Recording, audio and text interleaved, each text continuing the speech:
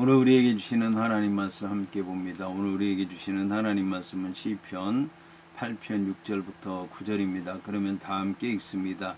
주의 손으로 만드신 것을 다스리게 하시고 만물을 그의 발 아래 두셨으니 곧 모든 소와 양과 들 짐승이며 공중의 새와 바다의 물고기와 바닷길에 다니는 것이니이다. 여호와 우리 주여, 주의 이름이 온 땅에 어찌 그리 아름다운지요. 아멘. 오늘 말씀의 제목은 주의 이름이 아름답습니다입니다. 그러면 본문의 말씀을 통해 함께 은혜 나누도록 하겠습니다. 이 본문의 말씀을 보면 주의 손으로 만드신 것을 다스리게 하시고 만물을 그의 발 아래 두셨나이다라고 하는 말씀으로 시작을 합니다.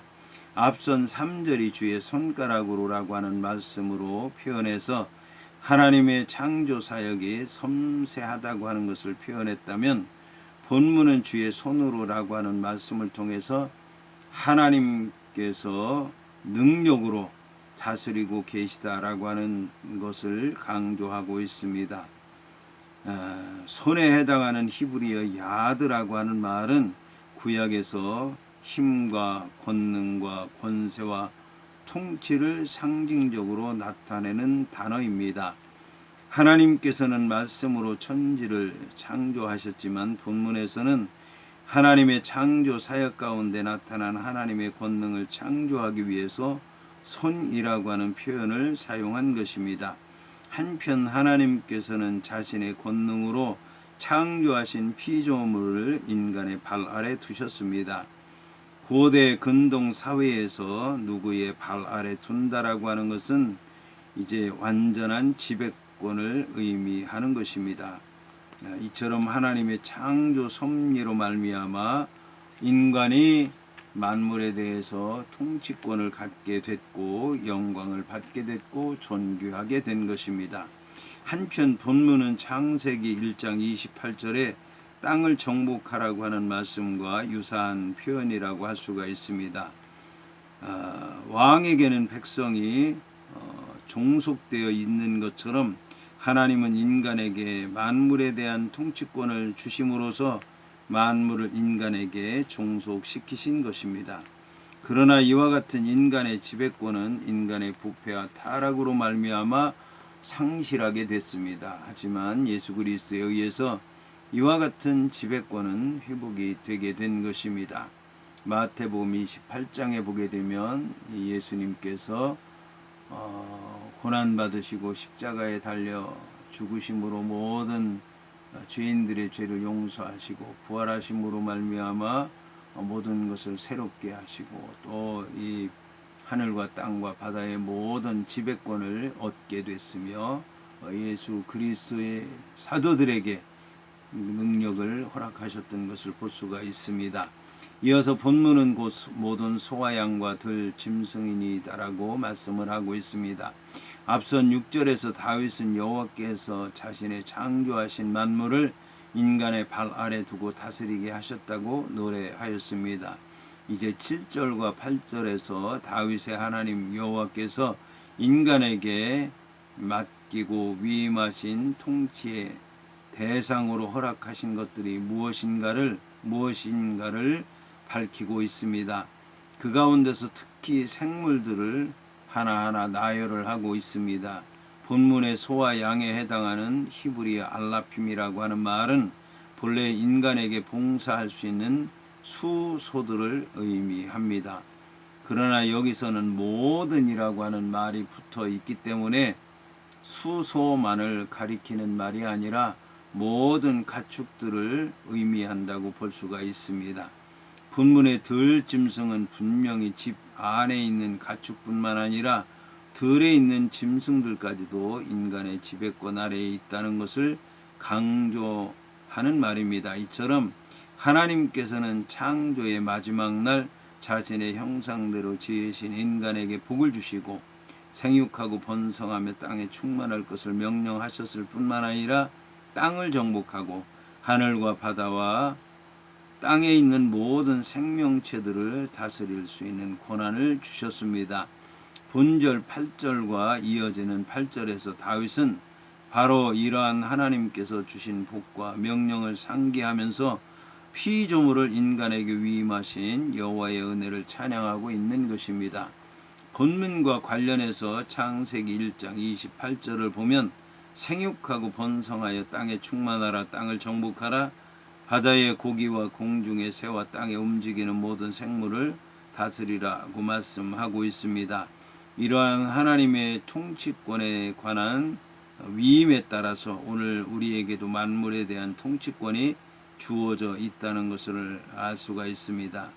참으로 우리 인간은 영화롭고도 복된 존재입니다. 그런데 우리가 여기서 한 가지 알아야 할 사실이 있습니다. 그것은 우리가 가진 만물에 대한 통치권이 만물에 대해서 우리 마음대로 해도 된다는 것을 의미하는 것은 아니라고 하는 것입니다. 우리 인간의 만물에 대한 통치권은 본래 우리 인간에게 속한 것이 아니었습니다. 그것은 하나님께서 위임해 주셨기 때문에 가능했던 것입니다. 따라서 만물에 대한 진정한 통치권은 만물을 지으신 하나님께 있는 것입니다. 그러므로 우리는 만물의 통치권이 여호와 하나님께 있다고 하는 것을 잠시도 잊어서는 안 되는 것입니다. 우리 인간은 만물을 다스리되 만물의 본래 주인이 되시는 하나님의 창조의 원리에 따라서 잘 다스리고 관리하고 지배해야 되는 것입니다. 이어서 본문은 공중의 새와 바다의 물고기와 바닷길에 다니는 거신이다라고 말씀을 하고 있습니다. 앞선 7절에서 다윗은 인간에게 땅 위에 있는 동물에 관한 통치권을 주신 것을 찬양을 했습니다. 이제 본절 8절에서는 인간이 제어하기 힘든 공중의 새와 바다의 어족들도 인간의 통치 아래 있다는 것을 밝히고 있습니다. 그런데 여기서 다윗은 바다의 물고기와 바닷길에 다니는 것에 관해서 말씀을 하고 있습니다. 본문의 바닷길로 다니는 것이라고 하는 말은 물고기를 제외한 바다 한가운데 있는 모든 생물들을 가리키는 말이라고 할 수가 있을 것입니다. 이것을 바다의 큰 생물들인 고래나 악어와 같은 물고기로 생각할 수 있다면 인간은 자신하고는 비교할 수 없는 만큼 힘이 크고 세며 대적하기 힘든 큰 바다 생물까지 통치할 수 있다는 것을 알 수가 있습니다. 여기에는 모든 짐승들 외의 모든 생물들이 포함됩니다. 이처럼 땅과 바다와 공중에 있는 모든 생물이 인간의 지배 아래 있게 된 만큼 인간의 영광은 왕적인 영광이라고 할 수가 있습니다. 이를 생각하면서 다윗은 여호와의 은혜를 찬양한 것입니다. 이어서 본문은 여호와 우리 주여 주의 이름이 온 땅에 어찌 그리 아름다운지요 라고 말씀하고 있습니다. 다윗은 처음에 시작했던 말로서 본 시를 마무리 짓고 있습니다. 다윗은 본 시의 첫머리를 여호와 우리 주여 주의 이름이 온 땅에 어찌 그리 아름다운지요 와 같은 내용으로 시작하고 마감하는 구절도 역시 같은 내용의 말씀으로 끝을 맺고 있습니다. 이처럼 맨 처음과 맨 나중에 같은 의미를 지닌 구조를 수미상관식 구조라고 얘기를 하고 있는데, 수미상관식 구조를 통해서 다윗이 전하고자 하는 바는 인간이 하나님의 행사 앞에 가져야 할 자세와 삶이라고 하는 것은 하나님께서 역사하신 것과 하나님께서 지으신 것들에 관해서 송축하며 여호와 하나님의 이름을 계속해서 묵상해야 된다라고 얘기를 하고 있습니다. 하나님이 홀로 천지 만물을 창조하시고 그 가운데 사람을 창조하셨습니다. 그리고 그 사람으로 하여금 천지 만물을 지으신 하나님을 대신해서 통치할 수 있는 대리 통치자로 세우셨습니다. 이러한 하나님의 단독적이고도 경이로운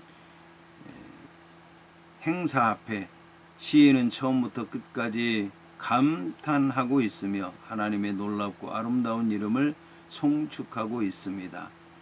한편 시편 8편은 시편 전체에 보면 29편이나 되는 감사 시가 있는데 감사시 가운데 첫 번째로 나오는 시입니다.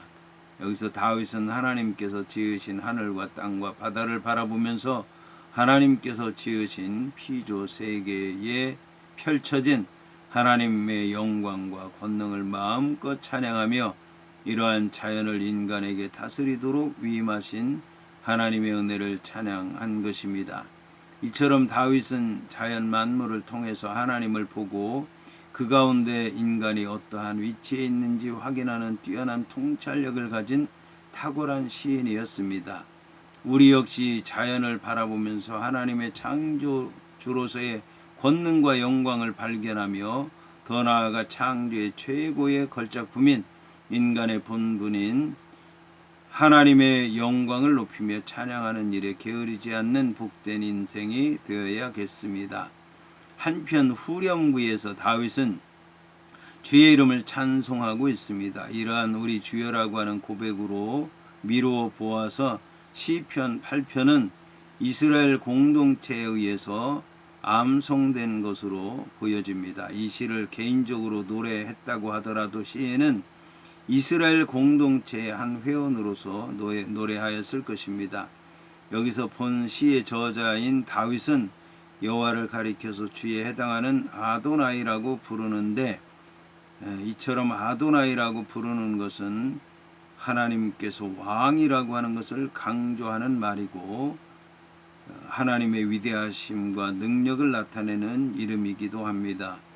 본문의 주의 이름이 온 땅에 어찌 그리 아름다운지요라고 하는 말에서 주의 이름은 하나님의 영광이 인간에게 계시된 것으로서 인간이 하나님을 알 수 있는 근본적인 기초입니다. 그리고 이 하나님의 거룩한 이름 여호와라고 하는 이름은 스스로 있는 자, 구원자, 약속하시는 분이라고 하는 뜻이 있습니다. 이것은 하나님이 만물의 근원이시며 주인 되신다고 하는 것을 계시하고 있는 것입니다. 그리고 이 계시 자체가 하나님의 영광을 드러내는 것입니다. 그런데 오늘 시편 8편은 이제 밤에 찬양한 것으로 되어 있습니다.